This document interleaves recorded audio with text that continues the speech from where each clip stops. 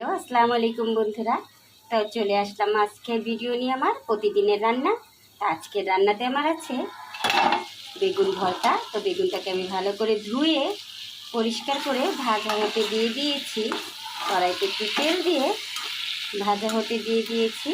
তো বেগুনটা আমার ভাজা হোক। আর এখানে আমি বসিয়ে দিয়েছিলাম ভাত।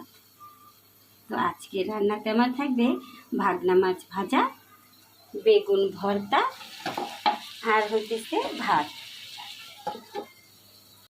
তো বেগুনটা আমার সিদ্ধ হয়ে এসেছে, আমি একটু ভেজে নিচ্ছি। বেগুনটাকে একটু ভাজা ভাজা করে নামিয়ে নিব। তারপর আমি বেগুনটাকে ভর্তা করে নিব। আর এখানে আমার ভাতটাও হয়ে এসেছে, আমি মাছটাকে একটু ঝরিয়ে নিচ্ছি। বেগুনটা আমার সিদ্ধ হয়ে এসেছিল, বেগুনটাকে আমি নামিয়ে নিয়েছি। ভাতটাও আমার হয়ে এসেছে।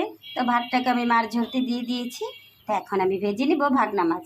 তো মাছগুলোকে আগেই আমি ধুয়ে পরিষ্কার করে হলুদ, মরিচ, লবণ আর ধনিয়ার গুঁড়া দিয়ে মেখে রেখেছিলাম। তো এখন একটা একটা করে মাছ আমি দিয়ে দিচ্ছি।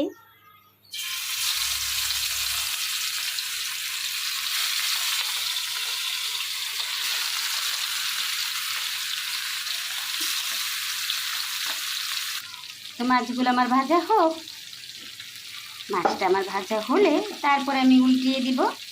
তো বন্ধুরা, যদি আপনাদের আমার ভিডিওগুলো একটু ভালো লেগে থাকে, ছোট বোনটাকে যদি একটু পছন্দ হয়ে থাকে, আপনাদের ছোট বোনের কথাগুলো যদি ভালো লেগে থাকে, তাহলে একটা লাইক বা একটা কমেন্ট, একটা শেয়ার করে ছোট বোনের পাশে থাকবেন। ইনশাল্লাহ আমিও আপনাদের পাশে সব সময় আছি। প্রিয় ভাই ও বোনেরা, আমরা একজন আরেকজনের পাশে থাকলে এগিয়ে যাব ইনশাল্লাহ। তো আসেন আমরা একে অপরের পাশে থাকি, একে অপরকে এগিয়ে যাওয়ার পথ করে দিই। আল্লাহ, আমি এই 2টা গ্লাস করেছি উপতা করে রাখুন। মাছগুলো আমার হয়ে এসেছে। তো এখন আমি মাছগুলোকে উল্টিয়ে দিচ্ছি।